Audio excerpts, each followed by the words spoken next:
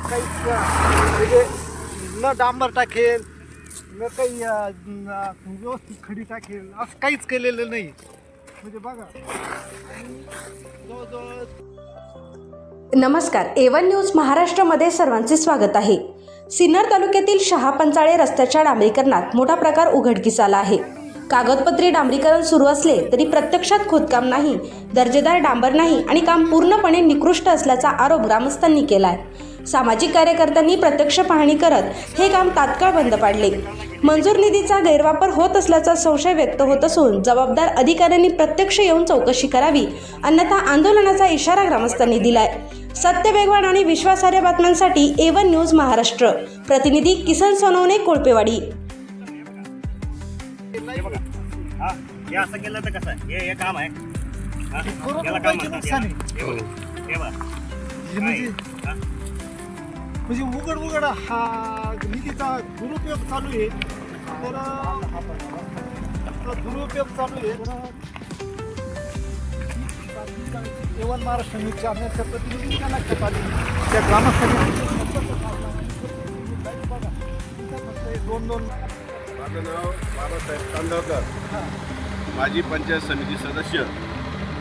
तर तुम्ही या रस्त्याबाबत मी नेमकं इथं शहा पेट्रोल पंपावरती पेट्रोल टाकायला आले असताना माझ्या हे लक्षात आलं, हा जो रस्ता चालू आहे हा रस्ता बिलकुल पूर्णपणे निकृष्ट दर्जाचा आहे आणि हा रस्ता चालू शकत नाही.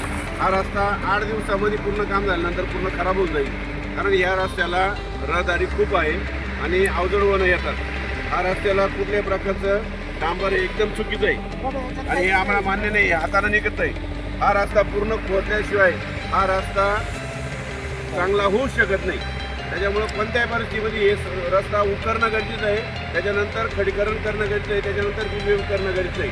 त्याच्यामुळं हा रस्ता कोणत्याही परिस्थितीत स्टॉप करून आणि शासनाने त्याची तात्काळ दखल घ्यावा, अन्यथा आम्ही याच्यात तीव्र आंदोलन करण्याची तयारीत आहे. त्यानंतर जे घोडेराव आहे तर त्यांना आपण तुमच्या लक्षात कसं काय आलं किंवा हे रस्ते. नमस्कार, मी विजय घोडेराव. मी तर माझं समोर पेट्रोल पंप आहे आणि कालपासून हे काम चालू आहे. काल जवळजवळ दिवसभरामध्ये 1 किलोमीटर यांनी काम केलं आणि माझ्यासमोर काम चालू होतं. माझे इथे व्हिडिओ कॅमेरे पण आहेत. त्यात या रस्त्याचं काय काम होतं मला दिसण्यात आलं. त्यामध्ये कोणत्याही प्रकारचं त्यांनी खोदकाम केलेलं नव्हतं. डांबरीकरणही व्यवस्थित झालं नाही. फक्त खडी टाकली आणि फक्त त्यामध्ये टाकली. याची विचारणा मी सकाळी कॉन्ट्रॅक्टरांना पण केली, तर त्यांनी मला उडवाडीची उत्तरे दिली.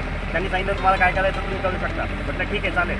पण हा रस्ता शहा आणि इकडे कोळपेवाडी पंचाळे या दोन्ही अलग अलग जिल्ह्यांना, तालुक्यांना जोडणारा हा महत्त्वाचा रस्ता आहे. इथून दिवसाला खूप बसेस जातात, शाळकरी मुलं जातात, ठीक आहे. आणि जवळजवळ 5 ते 6 हजार नुसते मोठे वाहने जातात इथून, कारण माझा पेट्रोल पंप आहे, मला माहिती आहे इथे किती वाहने जातात.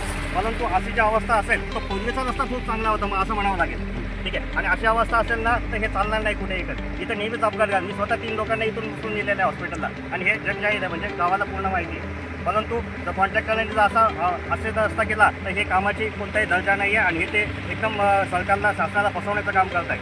तर कृपया त्यांना विनंती आहे, याचं चांगलं एकटा करून द्या, नाहीतर आम्ही आंदोलनाला तयार आहोत. मी हा रस्त्यावर आम्ही आंदोलनाला बसू, ठीक आहे. आणि 3-4 दिवसात त्यांना आम्ही मुदत देतो. धन्यवाद. तर बघा की कोटी रुपयाचा निधी या शासनाने या रस्त्यासाठी दिलेला आहे आणि तो रस्ता याच्यासाठी दिलेला आहे का 2 जिल्ह्याची बाउंड्री या ठिकाणी आहे आणि जेणेकरून जी येणारी रहदारी आहे, उसाचे ट्रक येतात, शाळेची मुलं जातात आणि अनेक प्रकारची वाईचं मोठी बाजारपेठ आहे. इकडे जोडलेली सिन्नरची बाजारपेठ आहे, इकडं कोपरगावची बाजारपेठ आहे. इथं अनेक प्रकारची सतत वाहतूक चालते आणि या वाहतुकीला जोडण्यासाठी शासनाने रस्ता मंजूर केलेला आहे. आणि तो जर रस्ता अशा प्रकारचं करत असेल तर त्यांनी सदर कॉन्ट्रॅक्टर्सला पण सांगितलं, पण त्यांनी अशा प्रकारची उत्तरं दिले का तुम्हाला जे करायचं ते, म्हणजे जे करोडो रुपये तुम्हाला दिलेले ते याच्यासाठी दिलेले आहे का. तर मान्य शिवसाहेब असेल, कलेक्टर साहेब असेल, बांधकाम अधिकारी असेल, तर यांनी याची प्रत्यक्ष इथं दखल घेऊन हा रस्ता आणि या रस्त्यासाठी झालेला निधी त्याचा योग्य कसा उपयोग होईल याची दक्षता घ्यावी. अन्यथा येथील ग्रामस्थ आपल्या कार्यालयापुढे आंदोलनाचा तुम्हाला इशारा देत आहे. तुम्हाला 2 ते 3 दिवसाची मुदत पण दिलेली आहे. त्यामुळे